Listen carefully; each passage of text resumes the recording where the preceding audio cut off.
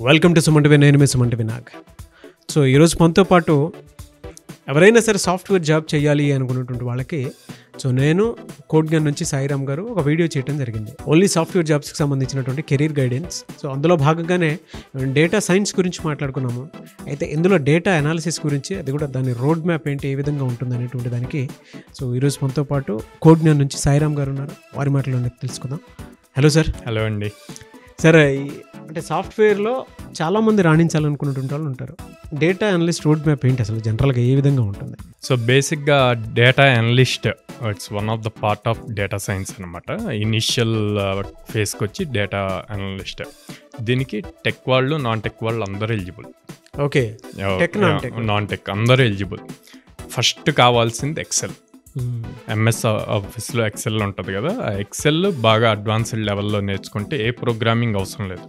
First అది దాంట్లోనే maximum part అయిపోతుంది ఆ జాబ్ రోల్కి సంబంధించింది. దాని తర్వాత ఎస్క్యూఎల్ ఒకటి, తర్వాత ప్రోగ్రామింగ్ ఒకటి, ఇట్లాగా మల్టిపుల్ లెవెల్స్ అనమాట కంపెనీస్ని బేస్ చేసుకొని ఉంటుంది. సో అది చూస్తే మనం ఇక్కడ ఇచ్చాం ఏమేం కావాలి, ఏంటి ప్రొఫెషనల్ ప్రాపర్ డేటా అనలిస్ట్కి ఏం కావాలి అన్నది. సో మ్యాథమెటిక్స్, స్టాటిస్టిక్స్ వాళ్ళు ఇంటర్మీడియట్ లెవెల్లో నేర్చుకునే మ్యాథమెటిక్స్, స్టాటిస్టిక్స్ మేజర్కి కావాలి. వాటి రిలేటెడ్ టాపిక్స్ కూడా ఇవ్వటం జరిగింది.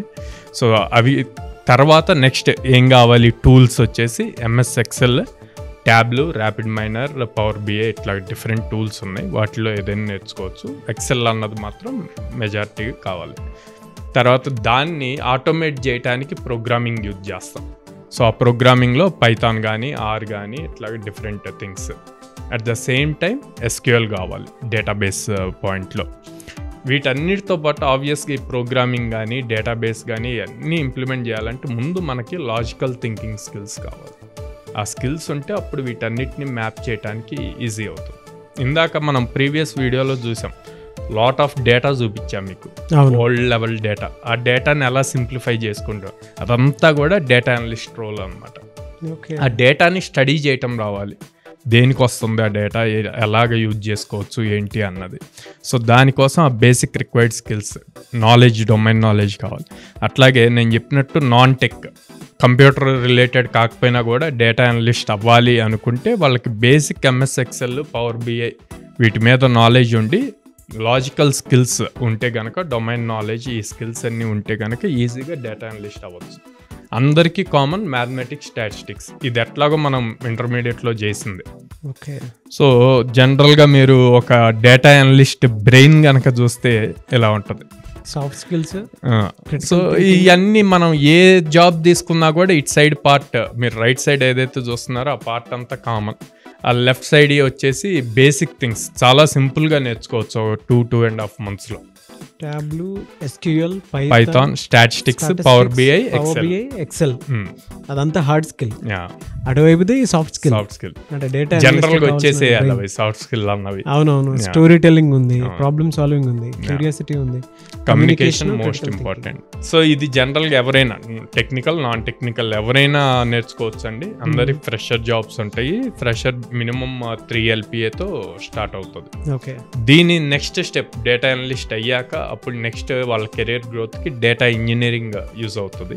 డేటా ఇంజనీరింగ్ వచ్చేసరికి మళ్ళీ ఫ్రెషర్ పాయింట్లో చూసుకుంటే టెక్నికల్ కావాలన్నమాట. సో దాంట్లో వచ్చేసి ఎక్కువగా డేటాబేస్ అను ప్రోగ్రామింగ్ మీద ఉంటుంది అనమాట.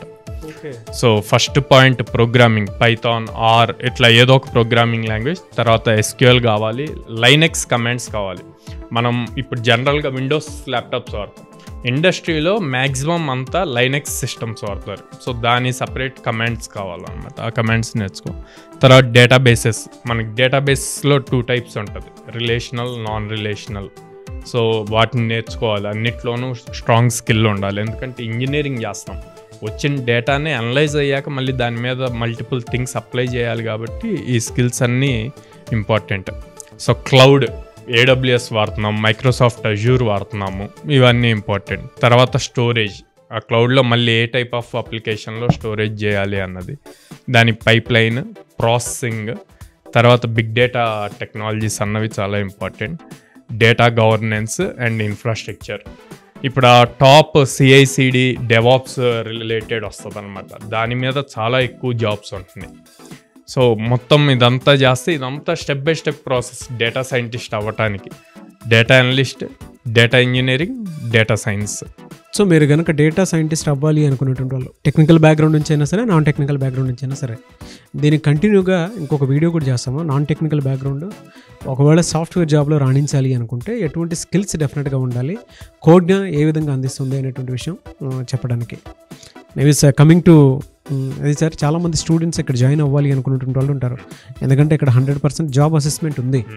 ఆల్మోస్ట్ ఒక 600 కంపెనీస్ ఎక్కడా లేని విధంగా తెలుగు రాష్ట్రాల్లో ఇక్కడ మాత్రమే చాలామంది స్టూడెంట్స్కి లైఫ్ని ఇవ్వబోతుంది. దాంతోపాటు ఫీడ్బ్యాక్ కూడా చూసాం మనం.